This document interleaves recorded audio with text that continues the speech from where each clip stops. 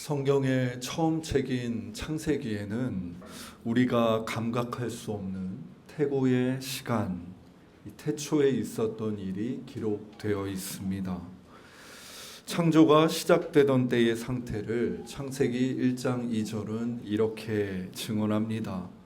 땅이 혼돈하고 공허하며 흑암이 깊음 위에 있고 하나님의 영은 수면 위에 운행하시니라. 여기서 말하는 땅은 우리가 알고 있는 발 딛고 선 땅을 의미하지는 않습니다. 우리가 발 디딘 이 땅은 창조 셋째 날에 물과 묻이 나누어지면서 비로소 드러납니다. 여기서 땅 에레츠는 보다 큰 공간, 지구를 의미합니다. 당시 이 지구는, 이 땅은 물로 가득 차 있었습니다. 그러나 본문에 따르면 물만 있었던 것은 아닙니다. 수면 위에 운행하고 있던 것이 있으니 이는 하나님의 영입니다. 물과 성령이 있었고, 그리고 그곳에 하나님의 음성이 들려옵니다. 창세기 1장 3절입니다. 하나님이 이르시되 빛이 있으라 하시니 빛이 있었고. 이것이 창세기가 말하는 창조의 풍경입니다. 물과 성령과 만물을 있게 하는 하나님의 음성. 하나님의 창조는 혼돈과 공허와 흑암이 깊던 이 땅을 이처럼 새로운 공간으로 일구어 가는 여정이었습니다. 창세기를 읽던 많은 사람들은 우리가 도무지 헤아릴 수 없는 그 시간에 일어난 일들을 상상하면서 경이에 찹니다.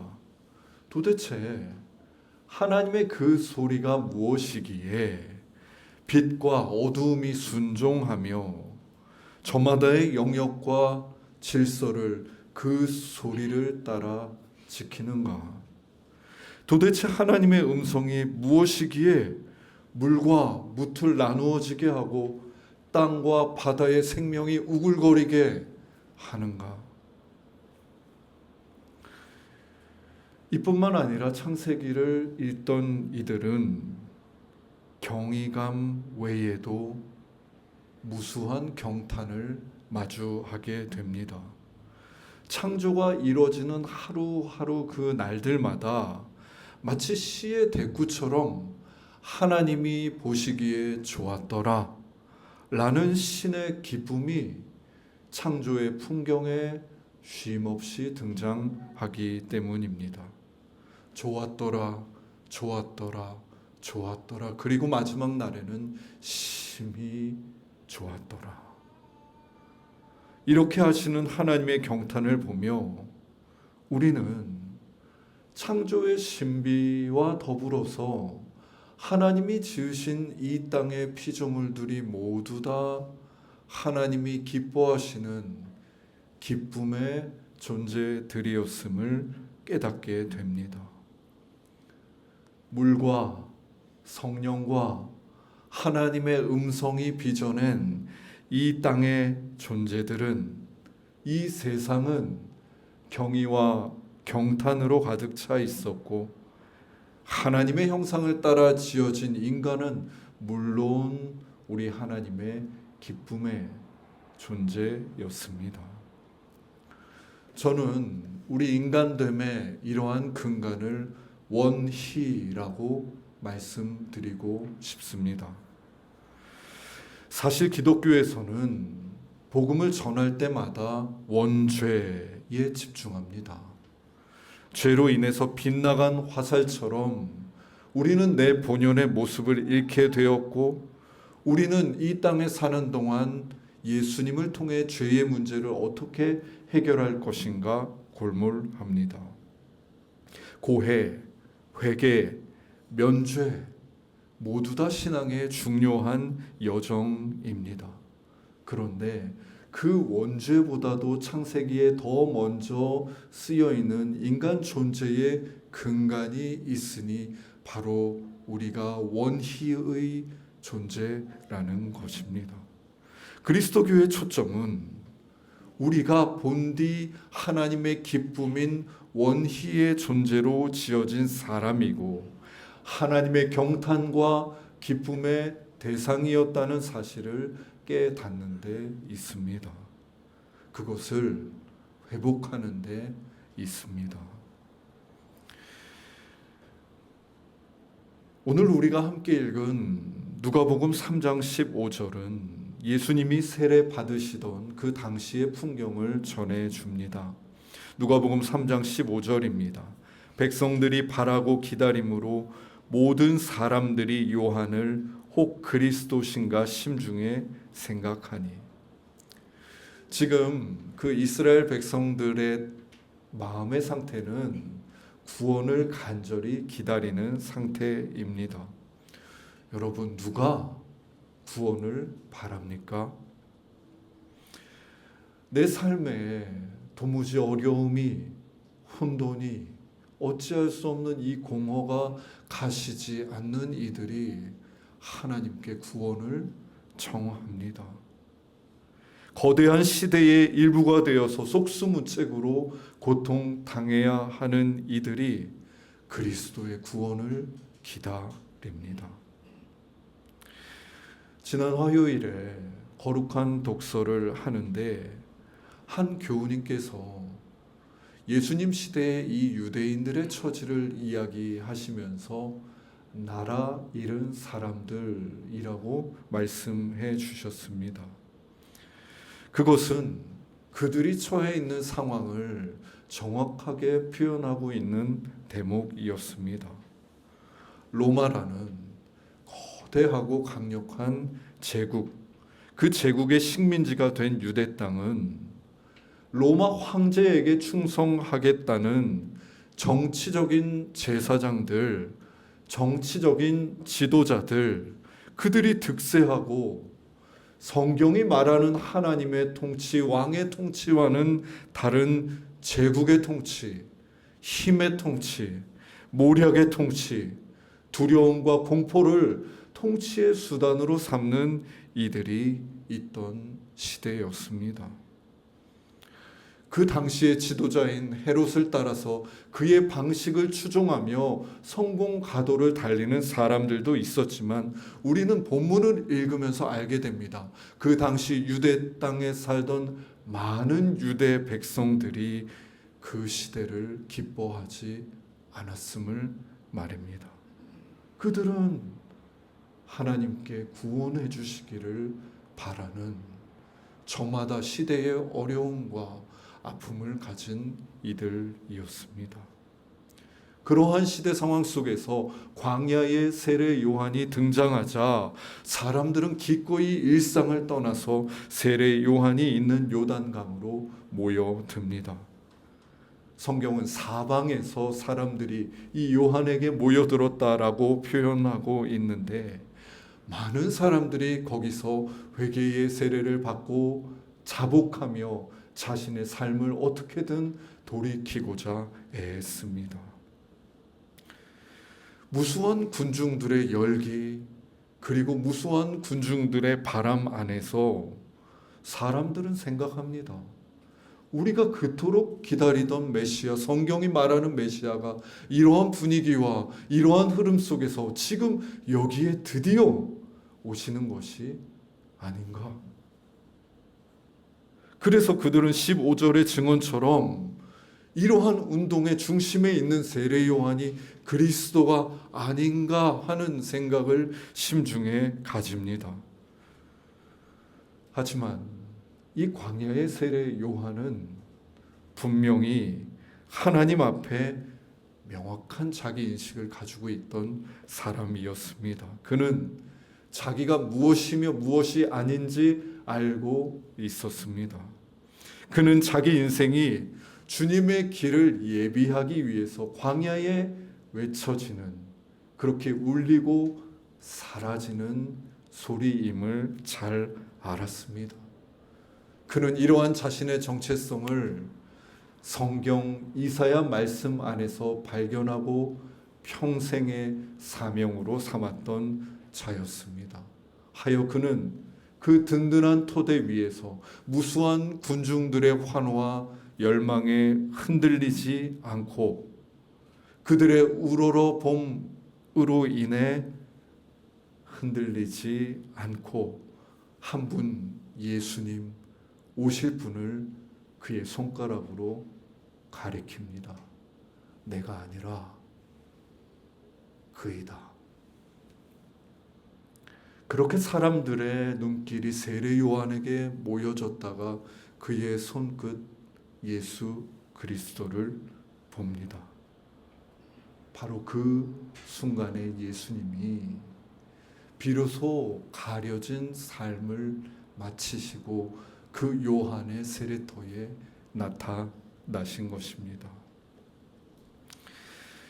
오늘날의 세례는 매우 고도호로 상징화된 이 기독교의 성사, 곧 하나님의 역사가 나타나는 은총의 사건이 되었지만 이 세례 요한의 시대의 세례는 밥티즘, 곧 물속에 첨벙하고 뒤로 누였다가 일으킴을 당하는 그러한 형식을 가지고 있었습니다. 우리 예수님이 세례 요한 앞에 서시고 세례 요한이 예수님과 이야기를 나누고선 예수님의 어깨를 잡고 예수님을 물 속에 누입니다. 예수님의 가슴과 얼굴과 머리끝까지 물 속에 완전하게 잠겼을 때 그 첨벙하는 소리와 함께 예수님이 수면 아래로 사라집니다. 그렇게 수면 아래 사라져 올라오지 못한다면 그것은 인간에게는 죽음입니다. 우리는 그 거대하고 거뭇한 물에 잠기고 휩쓸렸을 때 스스로는 살아남을 수 없는 매우 미약하고 작은 존재들입니다. 그 혼돈과 공허와 흑암의 깊음 가운데 여러 생각이 머리와 마음을 채우고 있을 때 이제 이 물의 흐름에 완전히 잠겨서 이 깊음에 휩쓸려 버리는 것이 아닌가 하는 생각이 들 때쯤 세례 요한이 예수를 물 밖으로 일으킵니다. 사르르 하는 그 소리와 함께 물 밖으로 세워진 예수의 이마에 그 수면 위를 운행하던 바람이 불어옵니다. 그 바람이 숨 쉴 수 없던 예수의 코를 통해 폐부 깊은 곳까지 도착합니다. 어두운 물과 달리 맑은 하늘의 빛이 예수의 얼굴을 감싸는 그 순간의 풍경, 그 풍경이 본문 21절과 22절에 나옵니다. 예수도 세례를 받으시고 기도하실 때에 하늘이 열리며 성령이 비둘기 같은 형체로 그의 위에 강림하시더니 하늘로부터 소리가 나기를 너는 내 사랑하는 아들이라 내가 너를 기뻐하노라 하시니라. 물 위로 나온 그 예수님의 위로 성령이 마치 비둘기처럼 강림하시고 소리가 납니다. 물과 성령과 소리가 가득한 그 예수님이 세례받는 그 세례터의 풍경을 보면서 세례 요한, 아니 유대인들은 본능적으로 그들의 내면에 깊이 자리했던 한 풍경을 포개어 생각할 수밖에 없었습니다. 수면 위에 성령이 운행하고 하나님의 음성이 그 위에 들려오던 창세기, 저 창조의 순간을 떠올리지 않을 수 없었습니다. 여러분, 이전까지 세례 요한의 세례터에 있던 사람들은 세례 요한으로부터 주어지는 회개의 세례를 받았습니다. 그들은 그 세례터에서 자복하고 회개하며 씻긴 삶, 그래서 구원과 조금 더 가까워진 삶을 살려고 애썼습니다. 그런데 우리 예수님의 세례 사건으로 인해서 세례는 그보다 더 깊은 심연을 가지게 됩니다. 그것은 세례가 단지 죄를 씻는 것을 넘어서 물과 성령과 들려오는 하나님의 그 소리에 의해서 새로운 창조가 일어나는 사건이며 시공간이 된다는 것입니다. 세례의 초점이 죄를 씻음에서 창조의 빚음으로 자복과 회개에서 하나님이 빚으시는 그 기쁨의 존재를 향한 경의와 경탄으로 깊어져 가고 있는 것입니다. 세례식을 준비하면서 저는 우리 기독교가 가진 세례 신학을 다시 읽어보고 찾아보았습니다. 세례는 그리스도의 죽음 그리고 부활과 연합하는 것이다. 세례는 성령과 연합하는 삶, 이제 성령의 이끄시는 삶을 사는 것이다. 세례는 그리스도의 몸된 교회의 지체가 되어 그분의 몸된 교회의 일원으로서의 삶을 감당하며 사는 것이다. 아마 여러분도 세례를 받으실 때 한 번쯤 세례 교육을 통해서 접해보신 이야기일 것입니다. 그런데 세례식을 해야 되는데 도무지 이 세례 신학들이 마음에 와 닿지가 않는 겁니다. 너무너무 고민이 돼서 제가 아내한테 이 세례식에 대한 고민을 풀어놓았습니다. 여보, 도대체 우리가 받은 이 세례가 뭘까?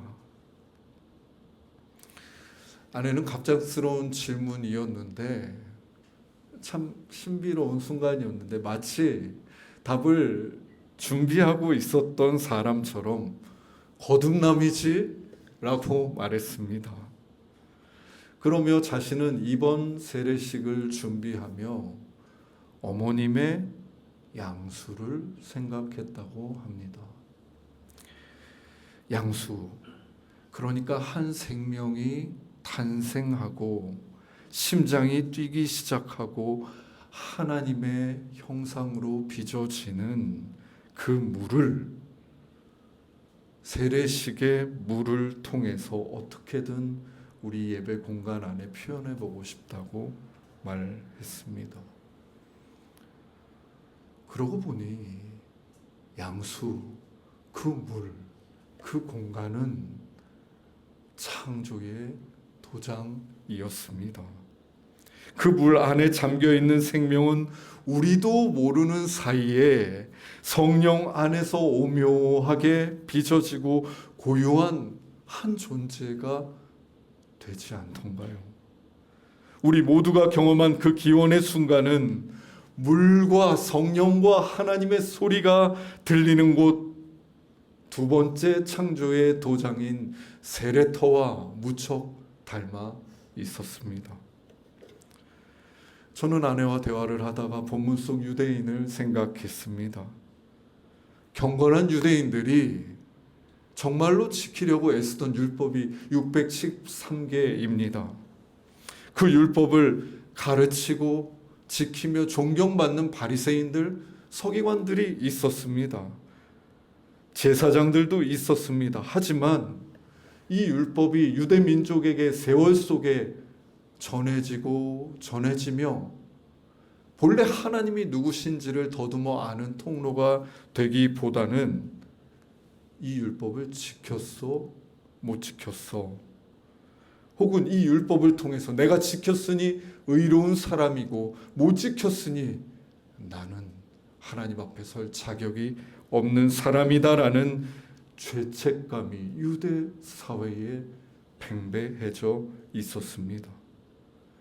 여러분, 이러한 첨예한 613개의 율법 아래의 신앙생활은 죄책감에 사로잡히기 일쑤입니다.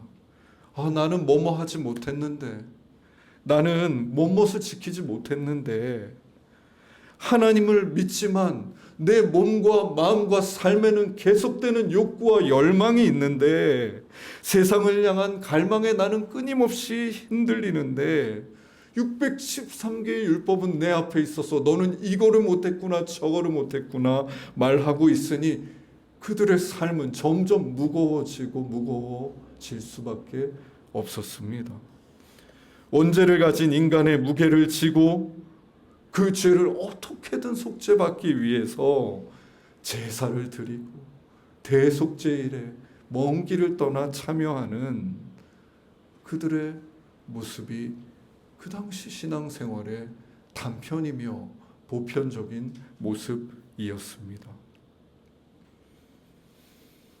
그러나 우리 예수님이 세례를 받으시는 그 순간 그들은 새로운 지평을 봅니다.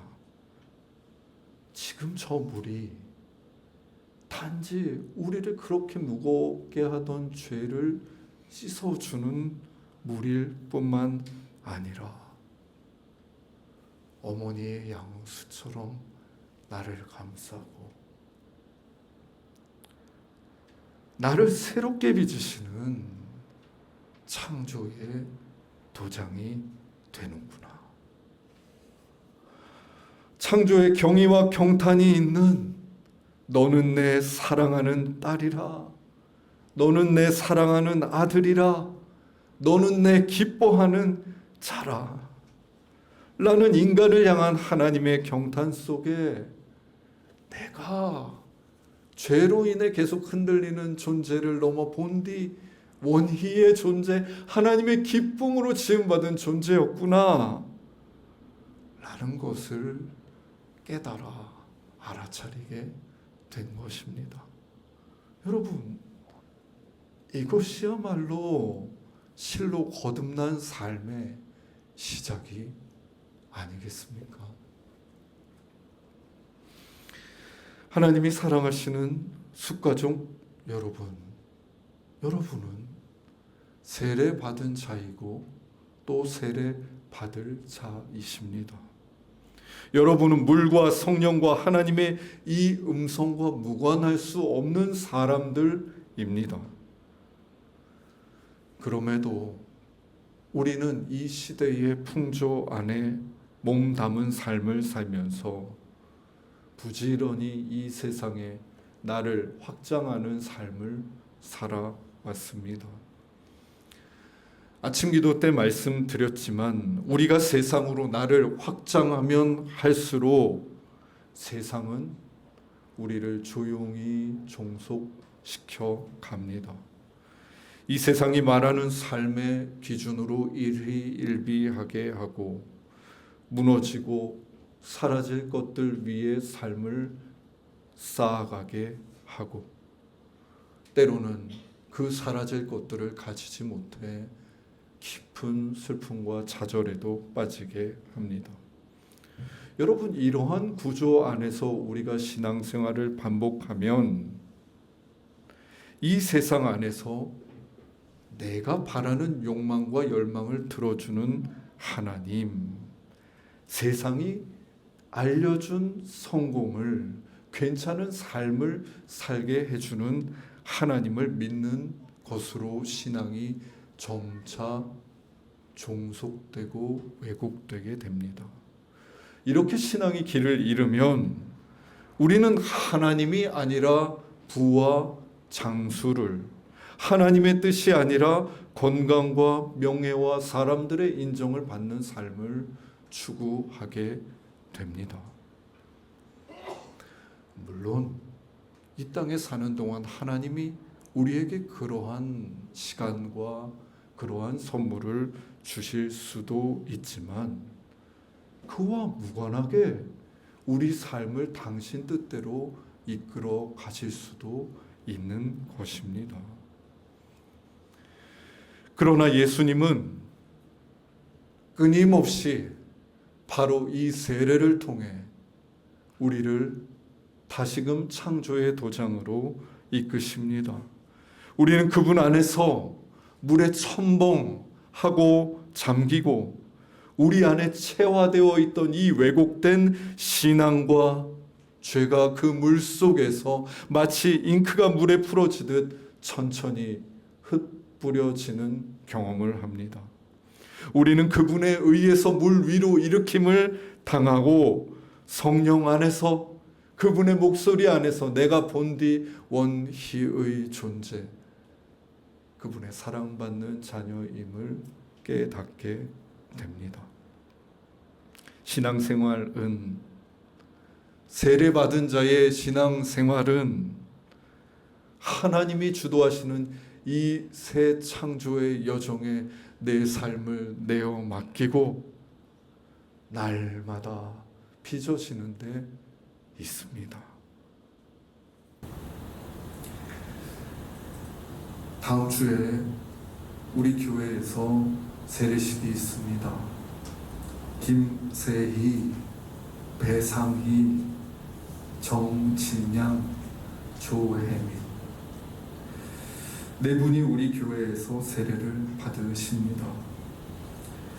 네 분의 인생 여정을 아주 세심하게 이끄신 하나님은 지금 이때에 그리스도의 몸인 정의 느티나우스 교회 안에서 네 분이 세례를 받도록 이끌어 주셨습니다. 물과 성령과 하나님의 음성이 가득한 그곳에서 이제 네 분은 하나님께 나를 내어 맡긴 삶을 살아가기 시작하실 것입니다. 여러분, 그러나 이 세례식은 단지 네 분만을 위한 성사일 수 없습니다. 다음 주 세례식은 우리가 이미 받은 세례, 어쩌면 이제는 희미해져 버린 그 세례 안에 있는 하나님의 뜻을 다시금 확인하고 내가 세례받은 자임을, 내가 하나님의 원희로 지음받은 존재임을 자각하고 우리 모두가 함께 그분께 삶을 내어 맡기는 시간이 될 것입니다. 너는 내 사랑하는 딸이요 아들이라, 내 기뻐하는 자라. 세상을 지으신 창조주 하나님의 목소리가 양수와 같은 물 위로 자자하게 들리는 시간, 하나님께서 우리를 그와 같은 창조의 터전 이 세례토로 부르고 계십니다. 하나님의 이 부르심에 함께 응답하며 나아가보지 않으시겠습니다. 기도드리겠습니다.